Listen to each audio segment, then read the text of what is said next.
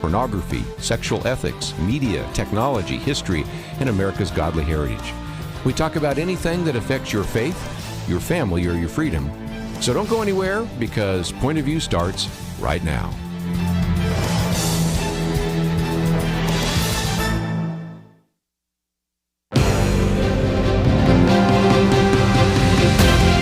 Across America, live, this is Point of View.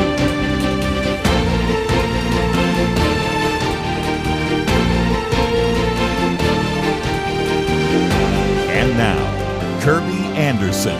Thank you for joining me. It is a Friday weekend edition, and this particular hour, 2 hours, we're going to spend some time, of course, looking at what's going on in Iran, but also some things that are happening here at home, especially in terms of doing some fact-checking and a variety of other issues that I think you really want to know about. Of course, because we always on Friday like to talk about religious liberty, we will cover that as well. Kelly Shackelford, President and CEO, Chief Counsel for First Liberty Institute, as well as Dr. Merrill, Public Policy Analyst, and we have two of his articles. But Kelly, let's start off with one of the articles I've posted. We're still waiting for the Supreme Court to rule on what we called a silenced evangelist, Gabe Olivier. And there are some other things going on because you have a Religious Liberty Commission gathering together once again. Yes. The Gabe Olivier case, for those who don't know about it, is all Gabe was doing is trying to share his faith in a public park. And what they did is, there's a big amphitheater where they do, all kinds of activities. They made a free speech zone, a 10 by 10 square, about over 800 feet from the amphitheater, so he couldn't reach anybody. And when he stepped out of it, they handcuffed him. And you think, well, that's just crazy. I agree. Then it got crazier, because when he brought his lawsuit, because he wanted to go back and he didn't want to be arrested again, the federal judge said, no, since you were convicted under this other one and paid a $300 fine, you're not allowed to ever bring another lawsuit. You just have to come out here and get arrested again. And so they would never allow him his day in court, and went up to the Federal Court of Appeals. It's had a very special sitting, what's called en banc, with all 17 judges sitting at once. And they ruled 9-8. Yep, can't bring his case. Now, by the way, if you wonder what's happening here, is judges are, they're human beings. And so most of them would like to go upward. And they realize if they take a religious liberty case, it's very charged, controversial. So they might offend some people. So if they can avoid having to take the case, that's very, tempting. So that's what happens. A lot of conservative judges do this too. Mm-hmm. They just, and of course, that's horrible for people whose religious freedoms are violated. They never get their day in court. Good point. They don't get a ruling on the merits. And so we went to the Supreme Court. We argued this in December. And I would encourage people to pray, because this is obviously a really important case. I mean, it's not only important for the right to share the gospel, but it's also important for the right of every American to be able to walk into court and say, you violated my First Amendment rights, and they are writing this opinion as we speak, and they're trading their different beliefs about how to write the opinion, and I mean, this could come any time now. I mean, we're in March. I will be shocked if it's beyond May when this comes out. So this is coming very soon, and there's definitely back and forth going. And then the second thing you mentioned, the Religious Liberty Commission, yes, is on Monday. This is one of the last Religious Liberty Commission hearings. The goal is for us to get our recommendations to the president by National Day of Prayer. And if we're able to do that, we'll do that in the Rose Garden in May, first week in May, and we'll be done. So this is one of the last ones. This one's on healthcare, religious liberty and healthcare. So if anybody's interested in that, number one, they can watch. Mm-hmm. It's online. If you just the DOJ, the Department of Justice, has the hearings live, and then you can watch them afterwards as well. And it's on things that I think people are interested in, like vaccine mandates and just all kinds. One of our clients, Valerie Klosterman, who was fired because the University of Michigan took over their clinic. She had a perfect record for 20 years as a physician's assistant. And then they came in and said, they started grilling her about DEI and her beliefs about transgenderism and all this. And she just, answered her Christian beliefs and asked for an accommodation. And they cursed her, said she was evil, and fired her. This is one of the sweetest women you'll ever meet. And again, incredible physician's assistant. And so she's going to testify. And people like that will be testifying. So it's something, we haven't had a boring hearing. No, you haven't. And certainly the last one wasn't boring. Well, the one on anti-Semitism, where we had somebody on the panel start attacking all the Jewish witnesses, which was really, I thought, horrible. That person is no longer on the commission, and appropriately so. But we've never done this before. Never had a religious liberty commission, and it's by this summer we'll be done, and we'll have very specific recommendations on what the president can do that will really advance and protect religious freedom into the future. And so I would encourage people that, if they're in D.C., they can come sit in on the hearing, but if not, they can watch it online. Dr. Merrill Matthews, of course, you work in the healthcare area, and you've seen where, in some cases, if you have a biblical point of view, it can sometimes put you at cross purposes with some of the people in the health professions. It can, yes. And it's ironically, there have been people, anti-Semites, who've been delivering health care, and then they make a statement about their anti-Semitic views, and they may get fired or something because people say a Jew might end up going to an emergency room or go to the hospital. They don't want to have that kind of person operating on them. So yes, the healthcare thing has implications in this, but it's also implications in just how people live, and the religious in healthcare. People who live religious lives tend to live a healthier lifestyle than other people. They tend to avoid things. So our health insurance premiums ought to be less expensive than some people who engage in risky behavior.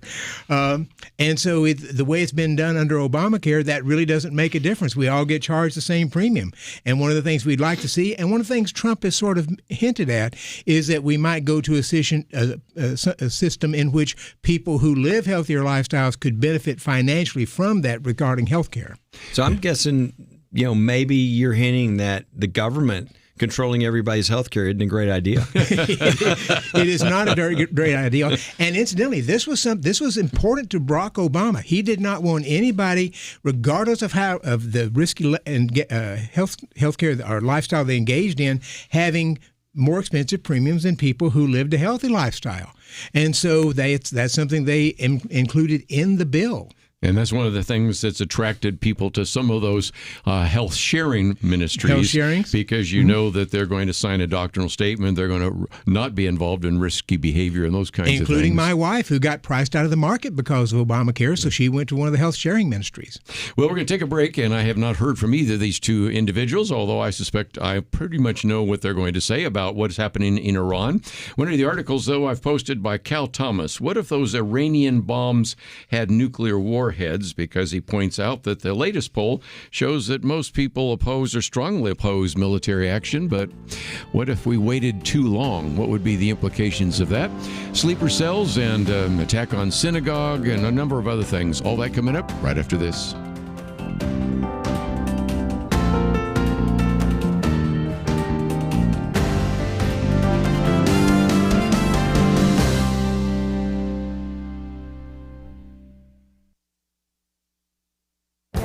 This is Viewpoints with Kerby Anderson.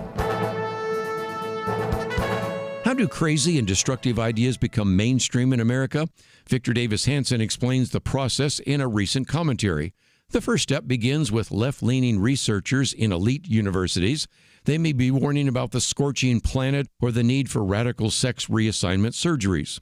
The next step is the media springs into action to persuade a skeptical public. It castigates any doubters as conspiracy theorists who spread disinformation or misinformation. Third, liberal foundations begin funding more research to prove the partisan experts should not be ignored.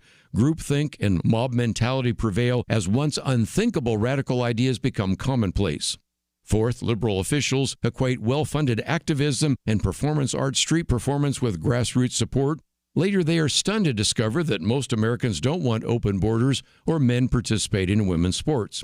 Fifth, once the delusions are fixed, then government and other institutions ignore public opinion.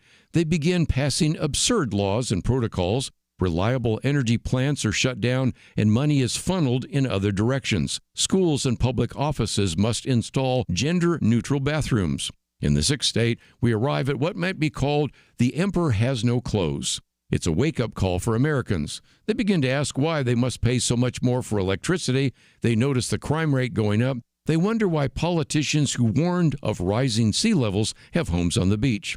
Although many of these destructive ideas are being promoted, many are shriveling up and are being tossed into the garbage bin of history. I'm Kerby Anderson, and that's my point of view.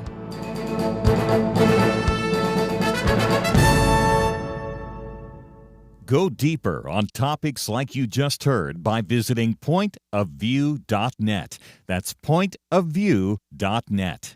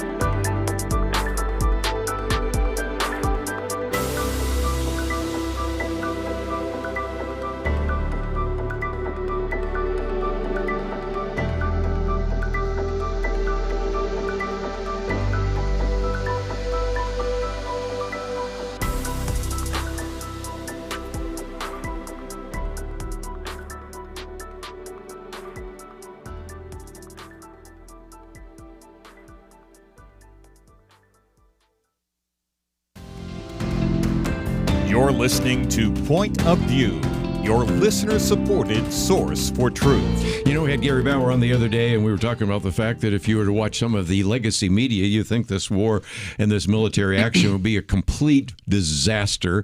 And so we did spend some time yesterday talking about some of the successes and the rest. But Cal Thomas is trying to address an issue because the new poll, and this comes from NPR PBS, Merrill poll, that found 56% of Americans who were surveyed oppose or strongly oppose military action against Iran.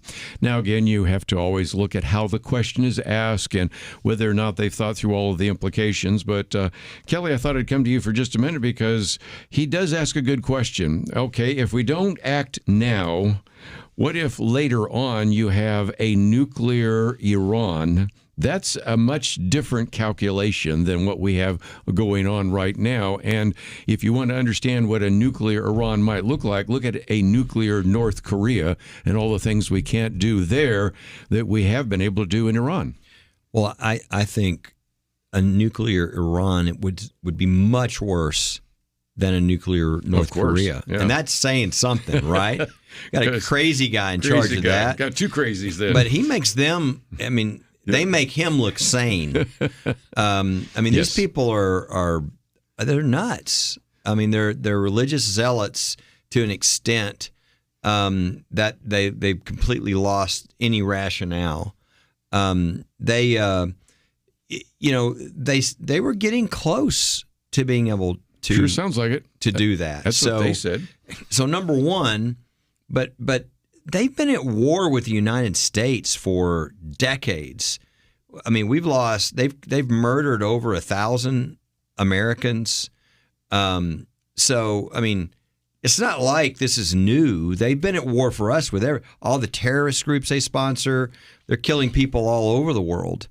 And so I don't understand the idea that somehow, they're, oh gosh, what are you supposed to wait for until they drop a nuclear bomb? Because they will if they have the capability.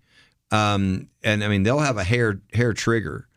And so this is just kind of obvious that that something has to be done, and that now people might say, well, what does this really accomplish? Well, it sets them back, right? I mean, we're not going to send troops in there. We're not going to lose, people that way. But they've so degraded them in every aspect that it's going to take them a long time to get back. And I mean, if that's the best you can do, that's still a good thing, because you cannot allow these people to have a nuclear weapon. Well, the Ayatollah needed to be gone. Yes. He's been needed to be gone for years, and the regime needs to be wiped out. So I'm completely on board with that. My problem is this. You've got roughly 1,800, 2,000 people who've been killed, including the girls' school. I think 7 Americans. You're spending about $1 billion a day. Collateral damage, bringing in about 12 other nations that this wasn't really their war. Interrupted travel, energy prices were way up, and now we're giving Russia sanctions, or we're easing the sanctions on Russian oil so that they can sell it at windfall profits to continue their war in Ukraine. All of that was decided by one man, and that's my problem. Is that the founders invested in Congress the ability to declare war, and you have one man who's decided all this. So I would really be much happier if President Trump had gone to Congress, or at least the leaders, and gotten sign off from the leaders on this before he does this, because this isn't like Venezuela where you've got a surgical thing, you go in, you take it out, it's over. This has implicated the whole world in prices, the economies and stuff. And I think conservatives should be uncomfortable with one man being able to make that decision. So that's why I think I think Trump should have gone to Congress. I think that he's going to have to eventually, because they've got to get funding to replenish the munitions that they've used. And so we'll see what happens with that. But I think this needs to be something that's done by the elected representatives. Other than that, I'm fine with it. Well, and again, one of the arguments that people have been making is you Democrats are complaining about this now, but look what you allowed Barack Obama to do in Syria and in Libya. Thank you. Because with Libya, that was an ongoing battle. Some of them say, well, that was a surgical strike. But no, Libya, that went for quite a long period of time, maybe longer than this will go. But if two wrongs don't make a right. That's one of the things my mom taught me when I was a young kid. And we have not had a declaration of war since 1942. That's exactly right. And we've had some very significant military actions, but even an authorization for military action, which you certainly saw both of the Bushes ask for, would have been something that would have been helpful. But we are where we are right now. And the question I always ask is, are we better off? And just think about, say, October of 2023, the day before Hamas goes into Israel, and now where we are. I mean, Hamas is a shadow of its former self. Hezbollah was trying to actually launch some missiles into Israel, but they were knocking them down pretty quickly. We no longer have a nuclear Iran. Iran doesn't seem to have a navy, doesn't seem to have an air force. Navy's at the bottom of the ocean. And so there are just a lot of things that, whether you like it or not, have actually brought the prospects of peace into the Middle East. Yeah, and on the issue of Congress declaring war, I mean, we really haven't done that. I mean, we certainly haven't. And there are arguments. I've seen the arguments, legal arguments, that you don't have to do that at a certain stage. I don't know, but I think that, as Merrill was saying, I think it's going to happen anyway, because somebody's got to fund this thing, and so it's going to go through Congress, and so it gets to them, and it did. I mean, just look at the resolutions. Yes. The thing is, I do think, as a practical matter, it would be a problem if you could, kind of hog-tie the president by having to get something through Congress to even start or take a military action, because you've got this 60-vote stoppage. And now I don't know how you can be the commander-in-chief if you can't make those kinds of decisions. For instance, you can't tell everybody in there, I don't think, that, hey, we've got all of their leaders in one room, all of the most evil people over there, all in one room. That's the commander-in-chief has to pull that trigger. So I do think it's where we are, and I think the president will be able to make first strikes and start things at times, but the Congress will control, because they control the purse strings.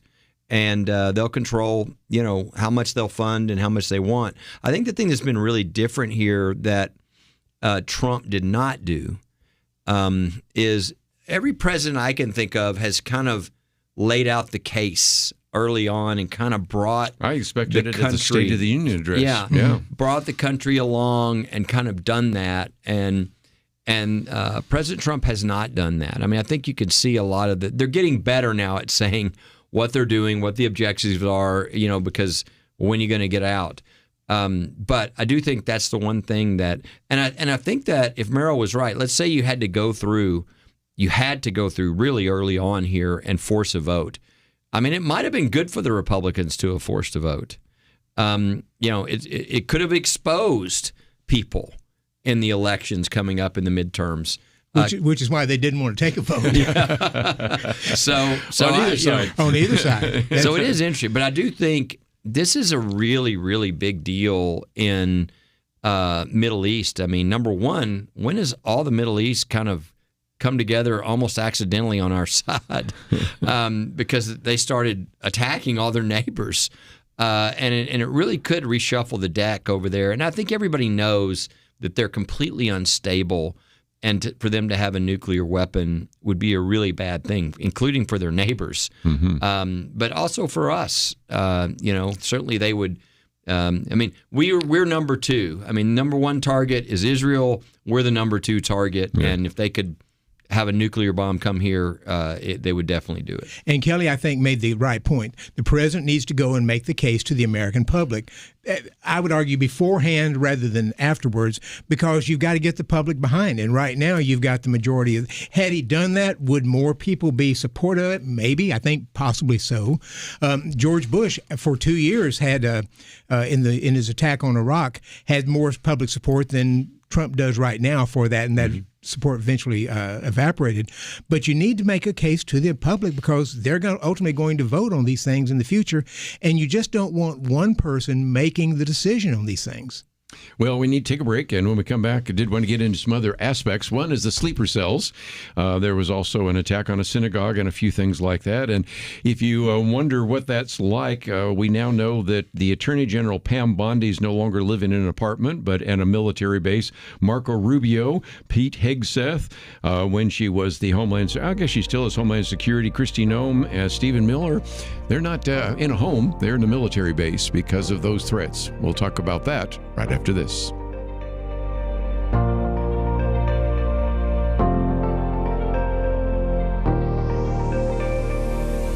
It was President Ronald Reagan who said, "I wonder sometimes why we won't recognize that one book could solve a lot of problems for us." He was talking, of course, about God's Word. It holds the solution to our problems because it holds the truth. Did you know that between 2024 and 25, there was a surge in Bible reading among Americans? At last, people are seeing through culture's lies. They're tired of the moral confusion. They're seeking truth that they can live by. March 23rd kicks off Truth Team Week, a special time when Point of View highlights the impact of Truth Team members on our culture. But you don't have to wait to make a difference. You can join the Truth Team today. Help Americans find the truth they need. Visit pointofview.net or call 1-800-347-5151 to learn more. That's pointofview.net and 1-800-347-5151. Point of View will continue after this.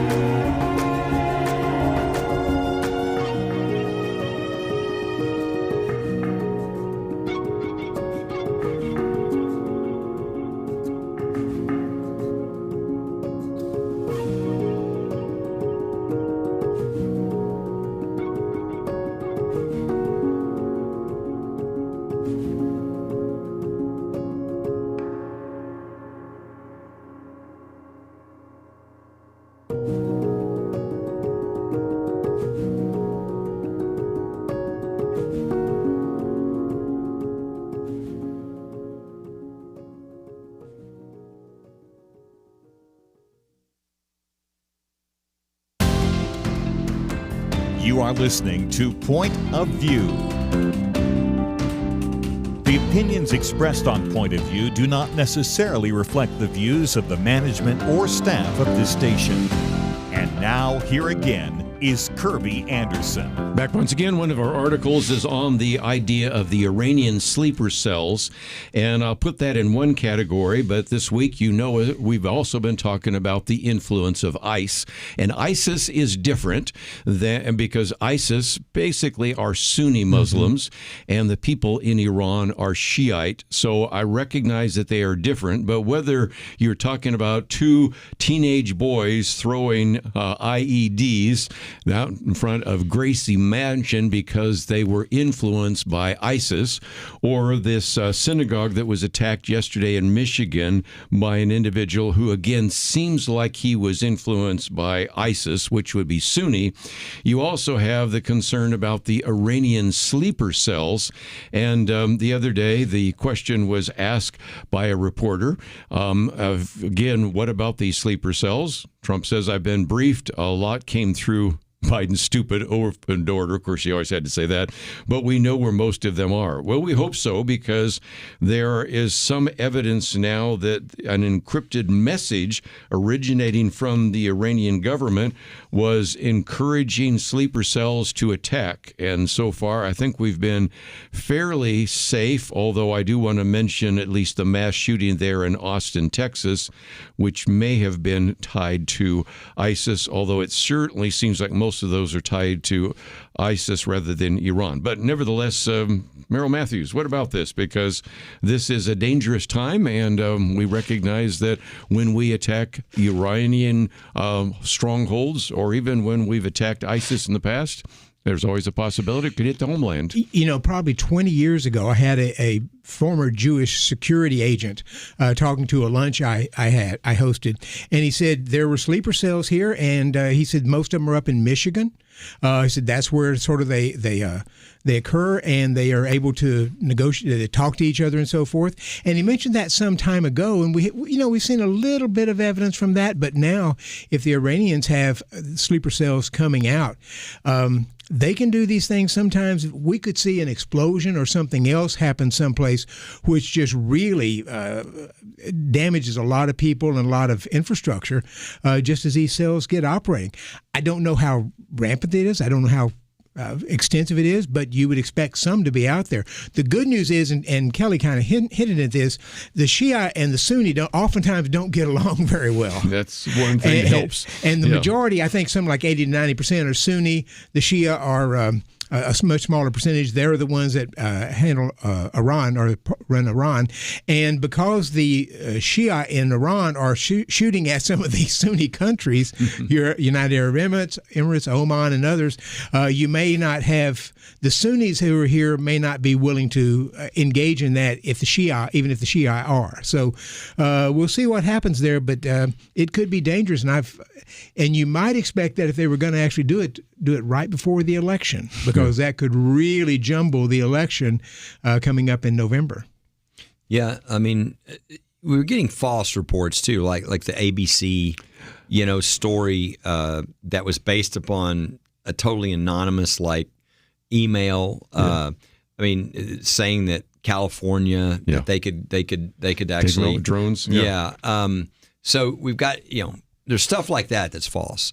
But at the same time, the thing that has really changed that I think obviously makes this more of a likelihood than we had is the fact that Biden just blew open the borders for 4 years, and all these people came into the United States that nobody has any earthly idea who they are. Mm-hmm. I mean, we knew that 16 or 1,700 were murderers, but then the other 20 million or whatever it is, nobody knows. Yeah. And there were a lot more guys than there were gals. And it's just obvious if you're in any of these major areas, like obviously Detroit or Michigan has always had a heavy Muslim, but it's happening in other places around, which is why you're seeing some of these reactions right now about Muslims. I forget which congressman it is that just recently had a very strong statement, and I know the speaker the speaker was questioned on it, and the speaker said he wouldn't use that language, but there is an issue because we're seeing it rise up in different communities. Right. And so that, because again, every one of these things that's happening, it's not necessarily that they're Iranians. It's that they're Muslim. That's right. And there are many more Muslim, people in the United States than there were before Biden.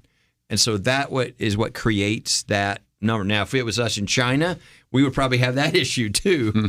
But I don't think the next person to do something in the United States is probably going to be Chinese.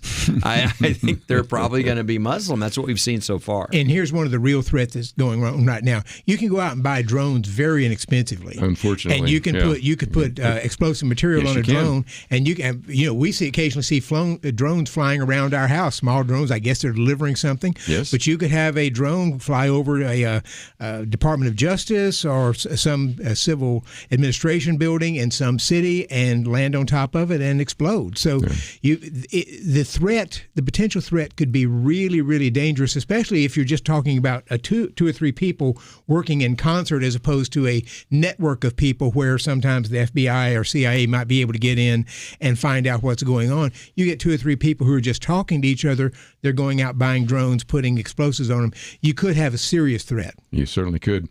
The good news is we have fully funded the Homeland Security, haven't we?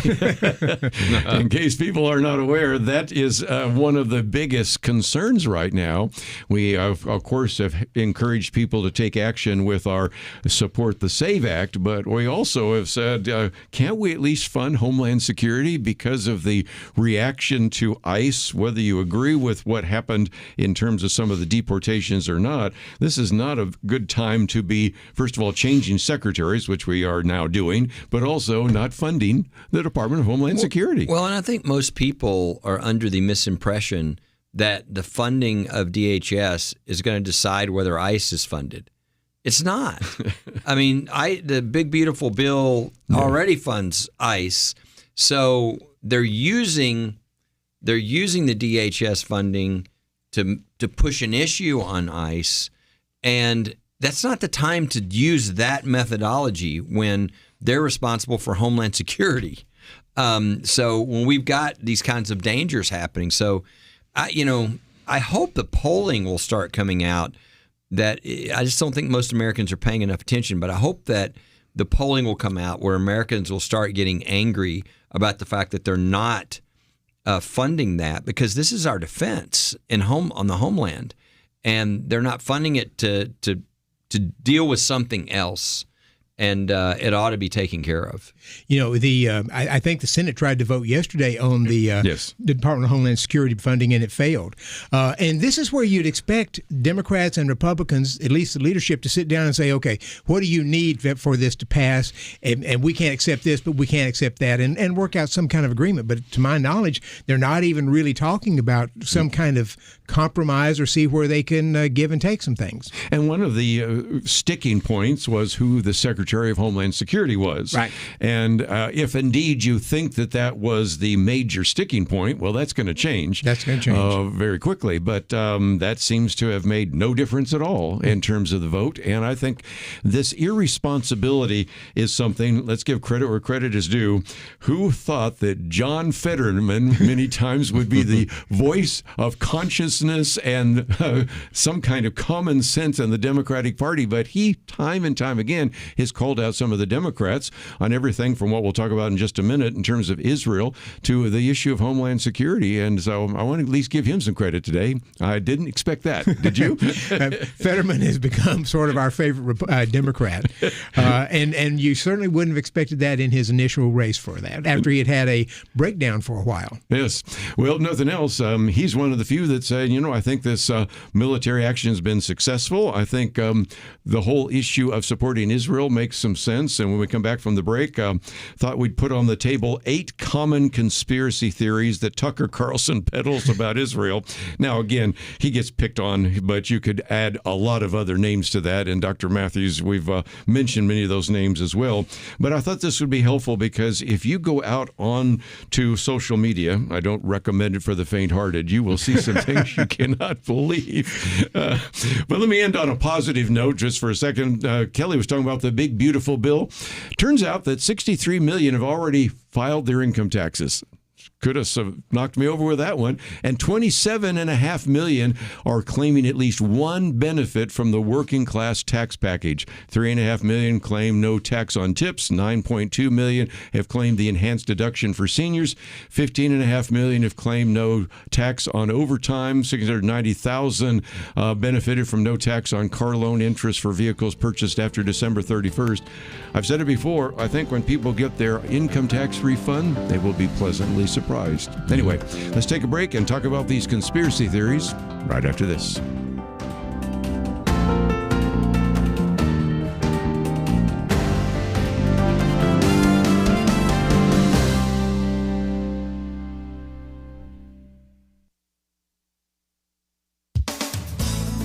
We're in the thick of Lent, the period of 40 days which comes before Easter in the Christian calendar. Lent is a time of preparation for Easter and in many Christian traditions, a season of remorse. Lent can serve a good purpose even for people who are not in liturgical churches and don't observe or think about it much. Christians are often uncomfortable with a whole lot of lament and remorse. But something has gone wrong. It's called sin. There are things in our lives that are not how they were meant to be. We acknowledge that when we confess our sin. The Lenten period is a good time to examine ourselves afresh and reflect on how we've fallen short. Certain scripture passages can help our thinking. Psalm 51 is one of those scriptures. Psalm 51 is the prayer of King David after the prophet Nathan confronted him with his sin with Bathsheba, her resulting pregnancy, and his cover-up, which involved having her husband Uriah killed in battle.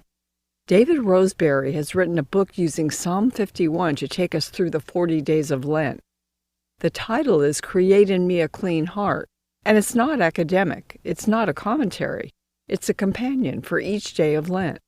David Roseberry says it's for both the repentant and the weary, the confessing and the wounded. I'm approaching the halfway point of the book. This week I read in verse 8 King David's request, "Let the bones you have broken rejoice." Did God really break King David? And did David in time come to the point of rejoicing? Yes.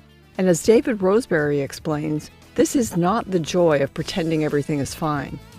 This is the joy that comes when truth has done its work. This book goes deep, beautifully. It's not too late to let it take you through the rest of Lent. For Point of View, I'm Penna Dexter.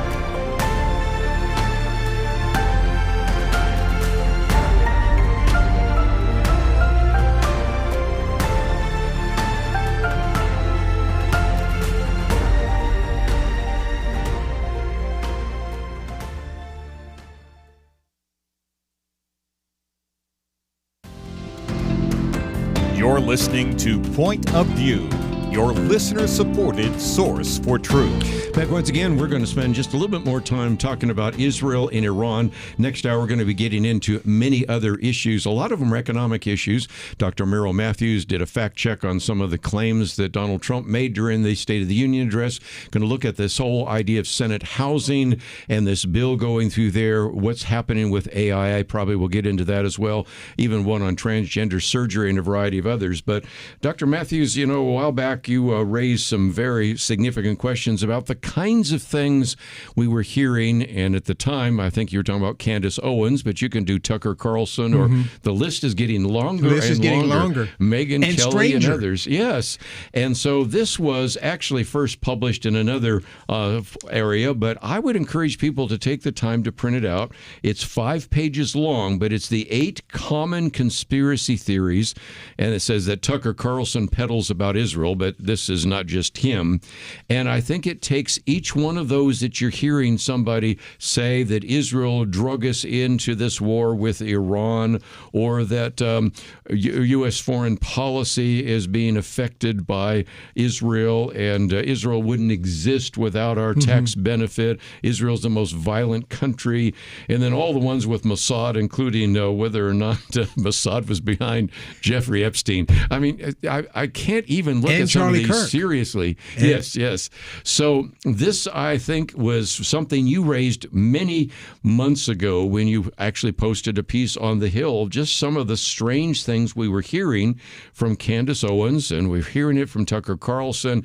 And oftentimes, as Dinesh D'Souza points out, they don't make a statement. They'll just ask a question, but the implication is that there are all these people behind the scenes manipulating all of these activities. And I do believe there's a deep state, but this goes way beyond that, doesn't it? It goes way beyond. And conspiracy theories, there have been conspiracy theories throughout history, conspiracies throughout history. Conspiracies do happen at times. But generally, for a conspiracy to work, it's got to be a very small number of people who sort of stay within themselves, and eventually they make good planning, and they eventually get the conspiracy to play out as the conspiracy of, say, assassinating Abraham Lincoln. But for the most part, they're talking about conspiracies that would include thousands, if not millions of people, and we would know about this because people can't stay quiet that long on things like that. So this notion, and another conspiracy that's come out, and I think the number of Americans who believe it is even larger than it was 20 years ago, is that we didn't actually go to the moon. Oh, yes. Yeah, in 1969. That was all faked. And they'll come up, and they don't have any good reason to explain that. But conspiracies are just growing right now, and I don't know what's behind it, but lack of trust in some of the government and other things just really sort of fuel these conspiracies out there. And the stranger the conspiracy theory is, the more people it seems like will say, oh, I understand it. I know people who believe Sasquatch was out there. And I ask them, why haven't we ever found one? That's because the animals always eat them when they die. But you've just got all kinds of conspiracies out there, and it's amazing. Yeah, it's one of the things I think all the Christian listeners on the radio stations across the country should realize is that anti-Semitism is always full of these. Yes. They're false, but it's like. And so it's easy to be drawn in if you're just gullible and if you don't have the facts. They'll say things that sound very impressive, not factually based. If you look at a lot of the crazy stuff Candace Owens has said against the Jewish people, I mean, they're not true and they're not factual, but she just presents them as asking questions and all this. And so. And the really ironic thing of all this is it's really, and most people that are, because now for the first time we've seen in a long time, the conservative side is kind of getting drawn into this. And the thing that they don't realize is this is just critical theory. Yes. It really is the same, and all the conservatives are against critical race theory, critical this theory, critical that theory, because all it is this, take a critical theory, which is really sort of a communist type deal, which is there's the oppressed and the oppressors. Yes. Right? And you're either in one of the two groups. And then next that comes is all the conspiracy theories of who's really in control and all these things. They don't have any proof for any of this, right? It's all just they get to the result they want to get to. And that's exactly what this is that we're seeing today. And so it's ironic that the right is sort of falling for the very thing they were criticizing. And and it's opposite of Christianity and biblical Christianity, which is, what is the truth? What is the facts? You don't say things about people until you know. Certainly these horrible things that they're saying, and that turn out to not be true. And so this article that is posted on Point of View, I think, is a great example of 8 different, myths that are being used. And I've had people tell me, people, I'm sure you have, well, the Jews in Israel are really not Jewish. Well, yes, they are. Okay, they've done the DNA and they've released the percentage. Well, the Christians are being persecuted. No, they're not. You really think that it's better for the Christian in all the Muslim countries around Israel than it is for the Christians in Israel? And of course, Huckabee dealt with that when he was on. But I just think people need to understand. Because most people would never want to be involved in something hateful and something, anti-Semitic or whatever.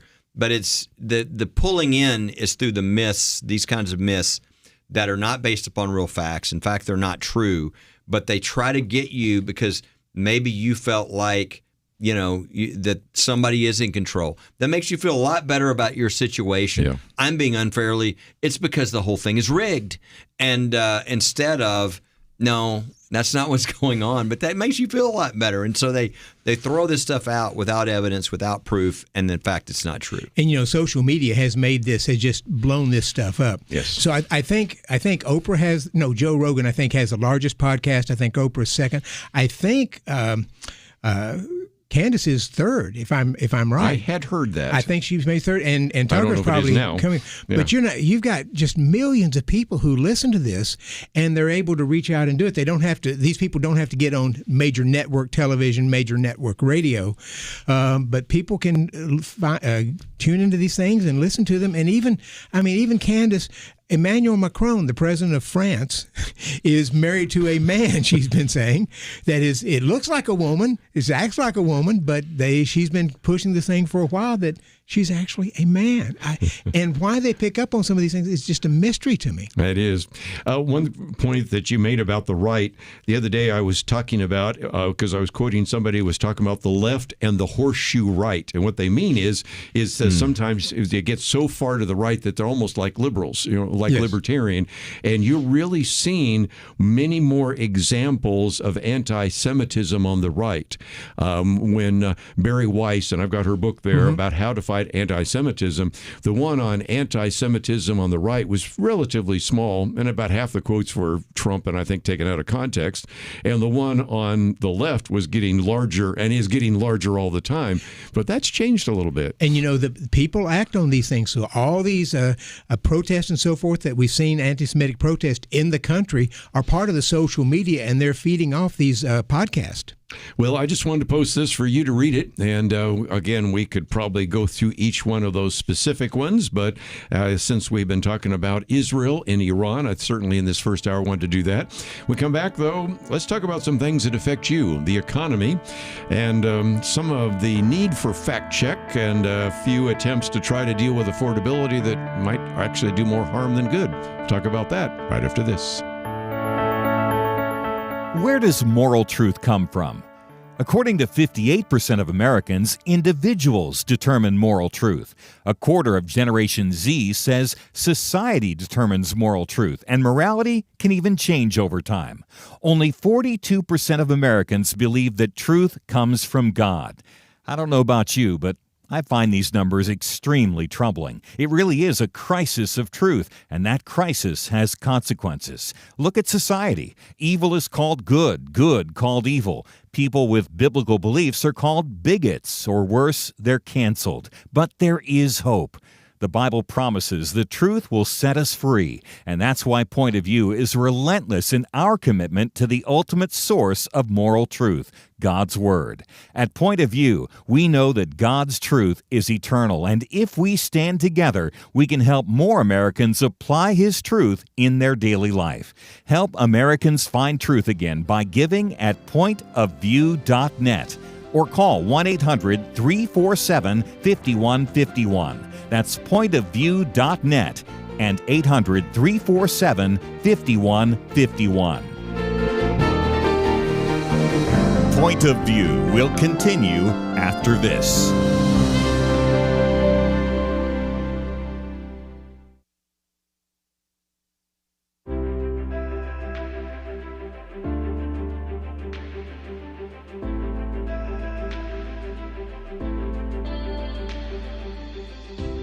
I just wanted to tell you, too, how much I have appreciated Point of View over the years. I've always been taught that we take care of our own, and I feel like Point of View is one of our own because of the Christian worldview that you do promote. And so I have become a partner today, and I just want to thank you so much, and just God bless you for all that you do. Listen, I wanted to make a quick comment. I'm a relatively new listener to the show, and I really kind of stumbled upon it more than anything because I'm doing some driving now that I wasn't in the past.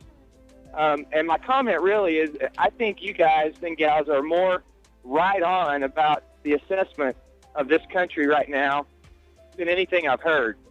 You know, I go home and I tell my wife, you've got to hear what they're talking about on the show. It's just so right on. And I tell my parents the same thing. I'm 25 years old, and I started listening to Point of View about 4 years ago, and it has changed the way that I think and the way that I view the world around me. Point of View Radio Talk Show.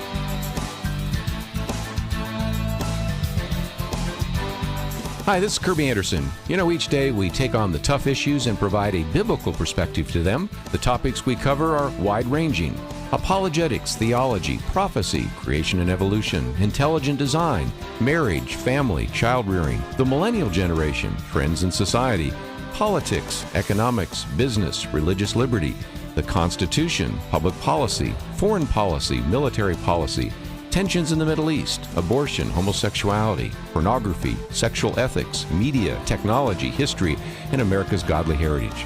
We talk about anything that affects your faith, your family, or your freedom. So don't go anywhere, because Point of View continues right now.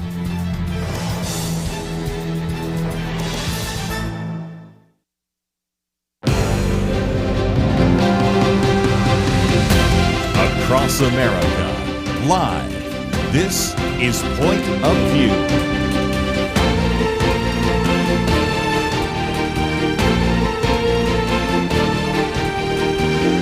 And now, Kerby Anderson. Second hour today, privileged to have in studio with us Kelly Shackelford and Dr. Merrill Matthews. And might just mention, those of you that receive the Outlook magazine, this is the March issue for those of you watching online. And one of the articles is on the midterm elections and affordability. I thought we would talk about that. And since we're talking with Dr. Merrill Matthews, sooner or later you're going to be getting the April issue, and that's on healthcare. And one of those very good articles in there is a pro-Christian healthcare reforms by Dr. Merrill Matthews. So some great resources that we make available to you. And in less than 2 weeks, we're going to have our Truth Team, and hope you'll think about what you might do to support this ministry. But Merrill Matthews, let me come to you. Fudging the numbers.